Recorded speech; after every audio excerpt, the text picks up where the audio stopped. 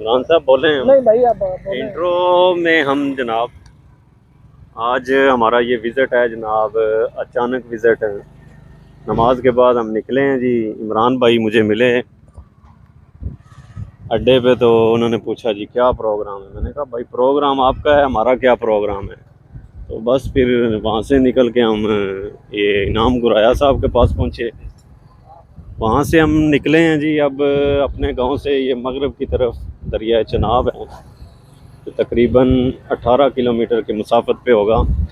और जिस इलाके से हम गुज़र के आए हैं, ये सारा इलाका भी जब सैलाब 14 में आया, 2010 में आया, तो इस सारे इलाके में सैलाब था, क्योंकि ये सैलाब से मुतासरा इलाका है। जब भी बड़ा कोई सैलाब आता है, यानी जो हमारी दरिया चनाब की कैपेसिटी है ना, इधर हेड कादराबाद से आगे, वो है 2 लाख क्यूसेक तक वो बर्दाश्त कर जाता है। 2 लाख से जब ऊपर जाता है तो फिर मामलात ख़राब होते हैं, फिर पानी वो बाहर निकालना शुरू कर देता है। 2.5 लाख क्यूसेक पे बाहर जो है वो नुकसान होना शुरू हो जाता है। तो जो 2010 का था और 12 का, वो तो मेरे ख्याल में 4 लाख पे पहुंच गया था। और वो इलाका हमने आपको दिखाया नहीं, ये यहाँ पे बंद है साथ। उस बताए ना कि नॉर्मली जब सैलाब आते हैं तो ये इलाके डूबे होते जाते हैं। ये तो बता रहे हैं हम कि ये जिस इलाके से हम गुजर रहे हैं, यहाँ पे पानी हर तरफ पानी ही पानी होता है। ये आप देखें, पुराने घर जो बने हुए हैं ना, वो बहुत ऊंचे ऊंचे हैं। उन्होंने ज़्यादा जो है ना वो यानी ज़मीन की सतह से भर्ती डाल के फिर मकान बनाए हैं। जो नए लोग हैं, नए घर जिन्होंने बनाया, उनके सामने तो यही था कि शायद सैलाब आने ख़त्म हो गए हैं। लेकिन 2014 ने एक बार फिर बताया कि नहीं, सैलाब किसी वक्त भी आ सकता है।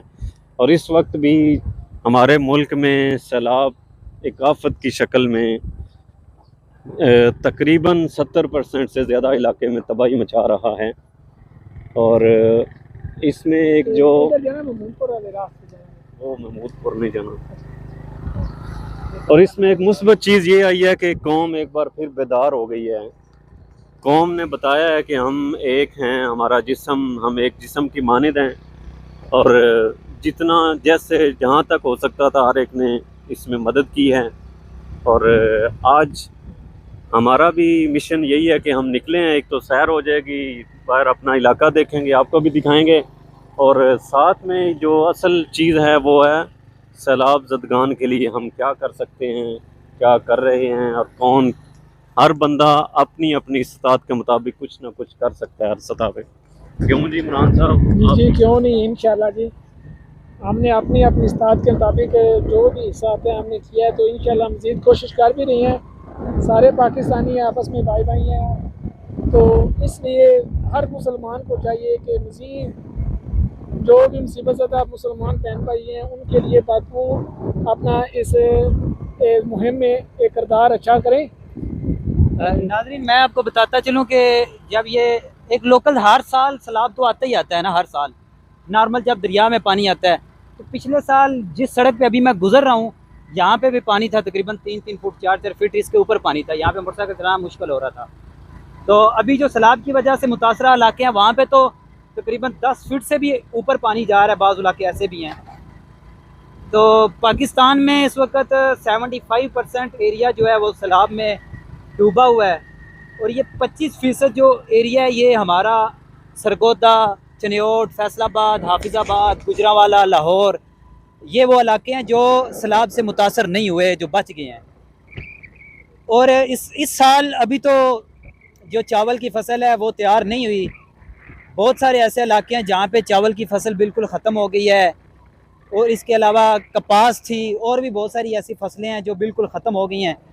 इस वजह से हमें ग़ज़ाई किल्लत का सामना करना पड़ सकता है। जी हाफ़िज़ साहब।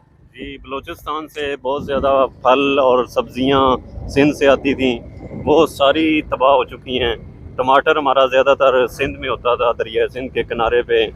और इन इलाकों में जहाँ पे अब KPK में भी तबाही हुई है, वहाँ पे से भी आपको पता है कि फ़्रूट हमारा ज़्यादा जो है ना वो KP से आता है या बलूचिस्तान से आता है। तो एक तो ये है कि आने वाला वक्त जो है हमारे लिए वाकई मुश्किलात लेकर आ रहा है, लेकिन हमने उसको किस तरह हैंडल करना है ये हमने खुद देखना है। जिस तरह हम रास्ते में खुद बात कर रहे थे ना कि प्याज यकदम 300 पे चला गया, 300 रुपये किलो पे। तो फिर क्या हुआ कि लोगों ने अंधाधुंध ख़रीदना शुरू कर दिया जिनके पास पैसे थे। तो फिर ये फितरती चीज़ है कि जब आप चीज़ ज़्यादा ख़रीदना शुरू कर देते हैं तो उसकी डिमांड बढ़ती है, जब डिमांड बढ़ती है तो फिर उसकी कीमत ऑटोमेटिक बढ़ जाती है। तो इसलिए आप जो है ना, जितनी ज़रूरत है आप उतनी ख़रीदें, क्योंकि गवर्नमेंट जो है ना वो कोशिश कर रही है कि बाहर से भी मंगवाया जाए। अफ़गानिस्तान और ईरान से तो उन्होंने आर्डर दे दिए हैं, और बाज़ जगह पे ये भी बात चल रही है कि भारत से जो है ना वो सब्ज़ियाँ मंगवाई जाएँ, आलू और प्याज मंगवाए जाएँ।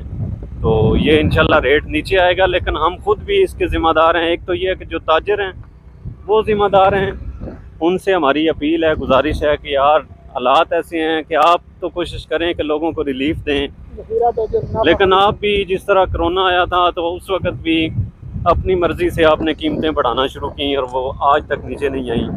आज एक बार फिर जो आफत का हमें सामना है तो फिर वही कर रहे हैं। तो ये आफत किसी भी वक्त किसी पे भी आ सकती है, तो कुछ ख्याल करें अपनी आवाम का, अपने गरीब लोगों का।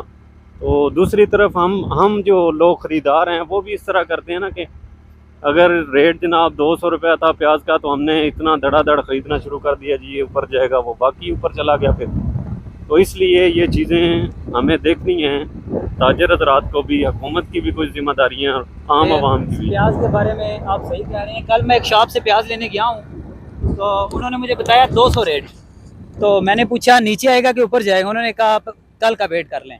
मैंने कल नहीं ख़रीदा, तो आज आप बता रहे हैं 100 रुपया हो गया। तो इंशाल्लाह उम्मीद है 2-3 दिन के अंदर अंदर ये मज़ीद नीचे आएगा। क्या कहते हैं बस आप? भाई कह रहे थे क्योंकि इनका ये लिंक ज़्यादा है, ये ताजर है ना इमरान भाई? ताजर भी है, तो ये बताएं जी। बाकी इस तरह है प्याज सब कुछ लगी हुई है जी इधर।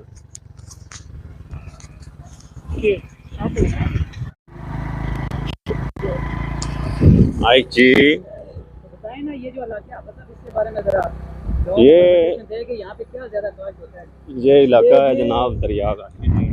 ये अफसाद है, ये जो ज़्यादा कमाद की काश्त होती है, ये जो यहाँ के फार्मर हैं ना, ये सिर्फ इस वजह से काश्त करते हैं कि अगर सैलाब आ भी जाए तो कमाद की फसल बच जाती है।